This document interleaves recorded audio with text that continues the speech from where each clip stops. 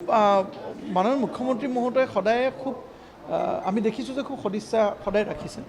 জুবিন দা যেতিয়া কায়িকভাৱে আমাৰ পৰা নাইকিয়া হৈ গৈছিলে তেতিয়াও মাননীয় মুখ্যমন্ত্ৰী ডাঙৰীয়াৰ যি তৎপৰতা সেই তৎপৰতা অসমৰ ৰাইজে দেখিছে আৰু আজিও তেখেতৰ ন্যায়ৰ কাৰণে মুখ্যমন্ত্ৰী ডাঙৰীয়াৰ যি তৎপৰতা এইটো ৰাইজে দেখি আছে, মিডিয়াৰ জৰিয়তে দেখি আছে। এটা সঁচা কথা যে কিছুমানে ৰাজনীতি কৰিব বিচাৰিছে জুবিন দাৰ নামটো লৈ পেলাই, আৰু যিসকলে জুবিন দাৰ নাম লৈ ৰাজনীতি কৰিব বিচাৰিছে সেইসকলক এদিন জুবিন ডাঙৰীয়াই যেতিয়া জীৱিত অৱস্থাত তেখেতসকলৰ আচল যিটো স্বৰূপ তেতিয়া জুবিন দাৰ নিজ মুখেৰে কৈ থৈ গৈছে। গতিকে সেইবোৰ ফুটেজ এতিয়াও মিডিয়াত আছে আৰু সেই মানুহবিলাকে যেতিয়া জুবিন দাৰ নাম লৈ আজিৰ তাৰিখত জুবিন দাৰ বিৰাট ডাঙৰ ফেন বুলি কৈ তেখেতক এসময়ত অপমান কৰা ব্যক্তিসকলে আজি যেতিয়া ফেন বুলি কয় তেখেতৰ এই আমাৰ পৰা আঁতৰি যোৱা এই অসহজ মৃত্যুক ৰাজনীতি কৰিব বিচাৰিছে, তাতকৈ স্বাৰ্থপৰতা কি থাকিব পাৰে। গতিকে ইতিমধ্যে অসমৰ ৰাইজে বুজি পাইছে যে জুবিন গাৰ্গ ডাঙৰীয়াৰ প্ৰতি অসমৰ মাননীয় মুখ্যমন্ত্ৰী ডক্টৰ হিমন্ত বিশ্ব শৰ্মা ডাঙৰীয়াৰ লগতে অসমৰ জনতাৰ লগতে ভাৰতীয় জনতা পাৰ্টীৰ প্ৰতিজন কৰ্মকৰ্তাৰ তেখেতৰ প্ৰতি যি আৱেগ সেই আৱেগ আমি জীয়াই ৰাখিছোঁ আৰু এই আৱেগৰ কেতিয়াও আমি ৰাজনীতি কৰিব খোজা নাই আৱেগক লৈ।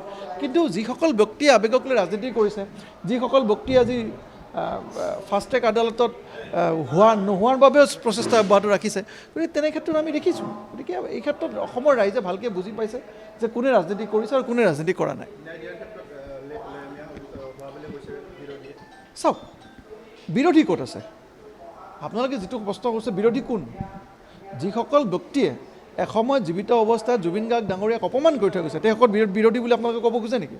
তেখেতসকল জুবিন গাৰ্গৰ বিৰোধী, তেখেতসকল অসমৰ চৰকাৰৰ বিৰোধী নহয়।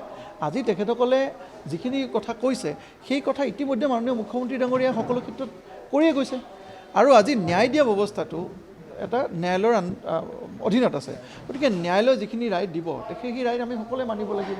আজি আপুনি চাওক, আজি এটা কথা আজি আমি দেখিছোঁ যে ৰাজীৱ খদিয়া ডাঙৰীয়া যেতিয়া আমাৰ পৰা আঁতৰি গৈছিলে, অকাল মৃত্যু হৈছিলে, তেখেত এজন শিল্পী, তেখেত এজন জাতীয় শিল্পী।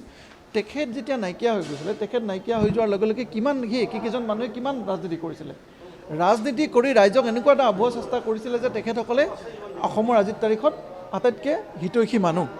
কিন্তু আপোনালোকে দেখিলে যে কেইদিনমান আগতে যেতিয়া মাননীয় মুখ্যমন্ত্ৰী ডাঙৰীয়া সেইখিনি কিন্তু মাননীয় মুখ্যমন্ত্ৰী ডাঙৰীয়া মনে মনে থাকিলে। এইটো কাৰণে মনে থাকিলে যে মাননীয় মুখ্যমন্ত্ৰী ডাঙৰীয়া ইতিমধ্যে প্লেন কৰিছে যে কি কৰিব লাগিব, আমি তেখেতৰ পৰিয়ালক আমি কেনেকৈ সুৰক্ষা দিব লাগিব। আপুনি যেতিয়া তেখেতৰ পৰিয়ালক আজি তৃতীয় বৰ্গৰ চাকৰিত নিয়োজিত কৰিলে, কেবিনেট মিটিং পাতি, তেতিয়া সেই বিৰোধীবিলাকে এটা প্ৰশংসাসূলক বাক্য বা এটা ধন্যবাদসূচক বাক্য কিয় নক'লে? এইটো কাৰণে নক'লে যে তেওঁলোকে সদায় প্ৰব্লেম ক্ৰিয়েট কৰি থাকে, তেওঁলোকে সদায় অসুবিধা ক্ৰিয়েট কৰি থাকে। যেতিয়া কাৰোবাৰ ভাল হয় এইটো ভাল নাপায়, কিন্তু কাৰোবাৰ বেয়া হ'লে তেখেতসকলে তাক লৈ পেলাই কেনেকৈ নিজৰ সুবিধা আদায় কৰিব পাৰি তাক লৈ সদায় সচকিত হৈ থাকে। কিন্তু মানুহজনৰ যেতিয়া ভাল হয় তেতিয়াহ'লে তেখেতসকলৰ মুখৰ মাত নাই। আজি ৰাজীৱ খদিয়া যেতিয়া চাকৰি পালে, ৰাজীৱ খদিয়াৰ যেতিয়া পত্নীয়ে যেতিয়া চাকৰি পালে, তেতিয়া সেইসকল বিৰোধী এটা প্ৰশংসাসূলক মন্তব্য মাননীয় মুখ্যমন্ত্ৰী ডাঙৰীয়াক কিয় নিদিলে? দিব লাগিছিলে। আপোনালোকৰ নিউজৰ জৰিয়তে বজোৱা আমি শুনিব লাগিছিলে, কিন্তু তেনেকুৱা আমি শুনিব নাপালোঁ। গতিকে আজিৰ তাৰিখত অসমৰ ৰাইজে তেখেতসকলক ভালকৈ চিনি পাইছে আৰু অনাগত নিৰ্বাচনত তেখেতসকল একেবাৰে বেয়াকৈ মুখ ঠেকেচা খাব আৰু তাৰ ইতিমধ্যে প্ৰমাণ মাননীয় আমাৰ অসমৰ ৰাইজে দিছে।